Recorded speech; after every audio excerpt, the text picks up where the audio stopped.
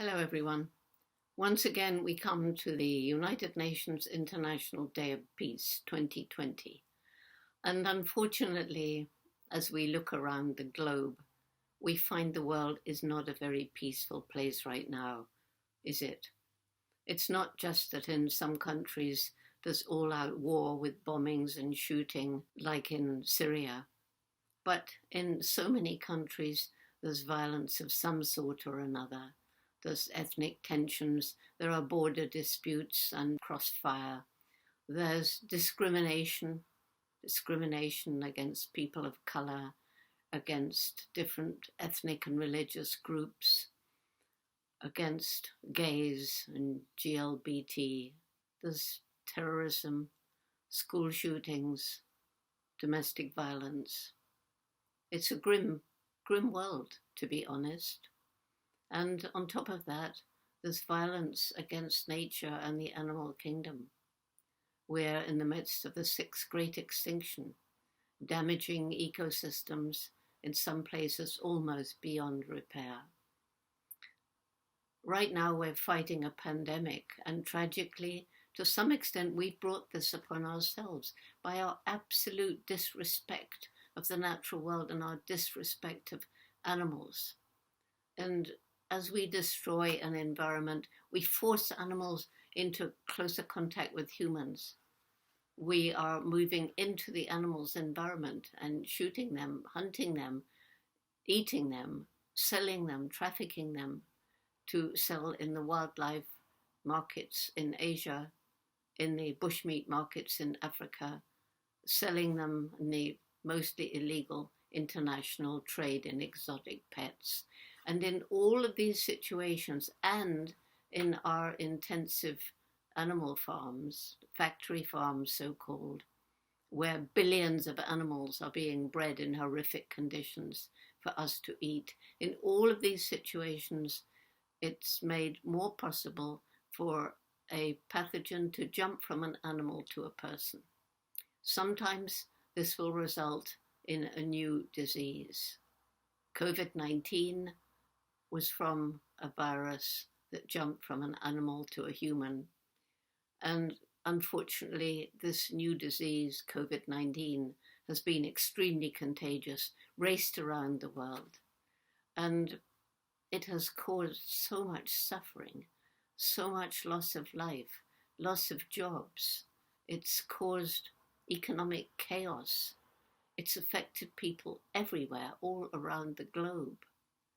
And of course we shall come out of it. We always do. But as we come out of it, we must get together as a global family to fight a far worse threat to our future, to the future of life on Earth as we know it, and that's climate change. Climate change is for real. Just look at what's happening now. Look at the terrible fires in California and other United States. Look at the fires that ravaged Australia last year. Look at the places that have been destroyed by terrible hurricanes. The bad ones are getting more frequent. Look at the places that have been harmed by floods, the places where there have been terrible droughts, unbelievable heat waves. This is all happening, and again, it's due to our disrespect of the natural world. This planet has finite natural resources. It was Mahatma Gandhi who said, the planet can provide for human need, but not human greed. And we have been plundering these natural resources relentlessly for years and years and years.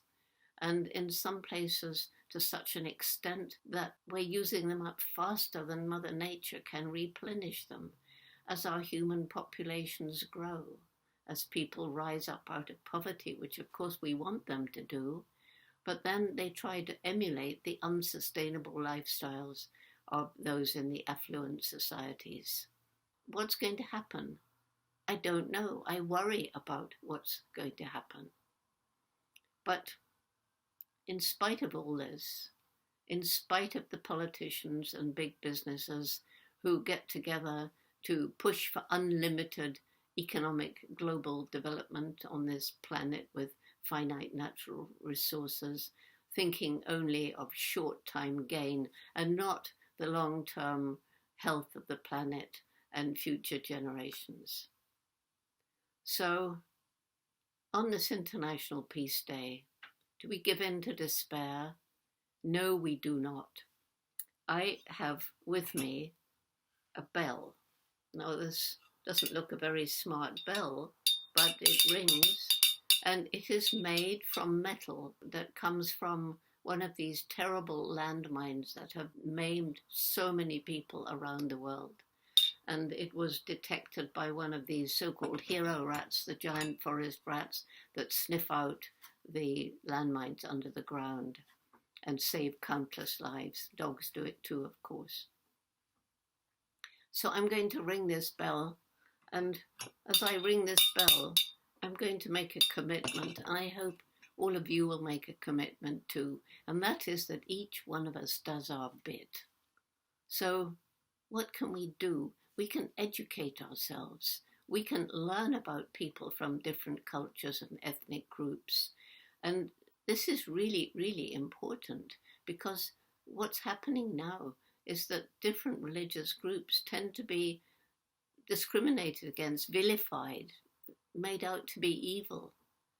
And, you know, when I grew up in World War II, in England, of course, we hated the Germans. People were being killed and bombed, and everybody was frightened. But it was the Nazis. And how wise of my mother.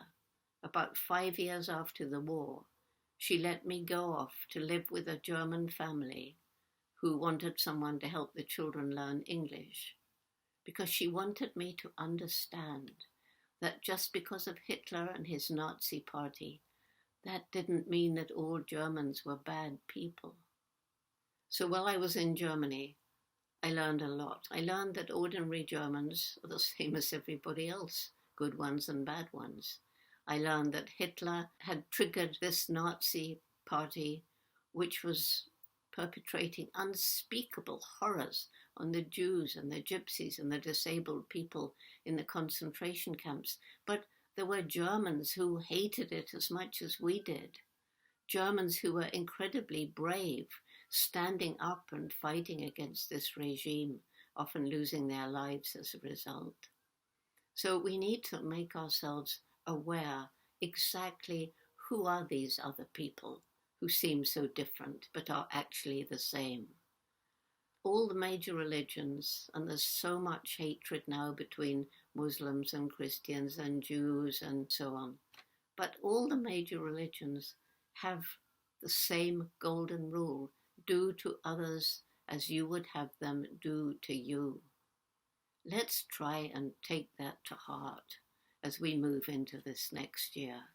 Let's try and reach out to people who are being discriminated against. This is what our Roots and Shoots program does. We try to break down barriers between people of different nations, different cultures, different religions, people of different ages. And we understand that far more important than the colour of skin or culture or religion is the fact we are one human family. That's what I want us to remember on this UN International Peace Day. And make a vow to fling yourself into what you care about, whether it's reducing or eliminating plastic, whether it's working to reduce the trafficking of animals, whether it's trying to clean up the ocean, whether it's protecting forests. Everybody can plant a tree, and when we plant enough trees, as we learn from the Trillion Tree Challenge, then we can absorb the carbon dioxide that is causing climate change. It's not just emissions from fossil fuel, it's also the fact that we're destroying the forests, cutting down the trees. I want to end with a story that I think is very symbolic. This was the first little Roots and Shoots group in the Democratic Republic of Congo, DRC. And they decided for their first project, they wanted to go and reforest a hill that at one time had been sacred, but now nearly all the trees had gone. It was a rather large project, but that's what they wanted to do. So their mentor, Dario Merlo, he went to get permission from the commanding officer of the militia that was in power at that time, because this is an area filled with mineral riches, so there's a lot of fighting that goes on. The man said, well, it seems a ridiculous project, but I suppose there's no harm in it, but we'll have to send soldiers with you. So now imagine, here's this little group, Dario and about 15 children aged 8 to 12, something like that, and he'd got little seedlings for them from the forestry division, and it was very hot. And as they tramped this long distance, with them were 4 big Congolese soldiers with AK-47 rifles over their shoulders. And they get to the hill, and I think the children realize this is really probably not possible, but they're going to plant their trees. But the ground is hard, and one little girl soon starts to cry. She can't make the hole. It's too hard. And after a short time, one of the 4 soldiers lays his gun against a tree and goes to help her. And within the next 10 minutes, all the soldiers had put their guns down and were helping the children plant trees. It's symbolic because this is what we must do to fight climate change. We must lay aside our political differences. We must lay aside our ethnic and religious differences. We must come together as one human family to tackle climate change and save the planet for the future before it's too late.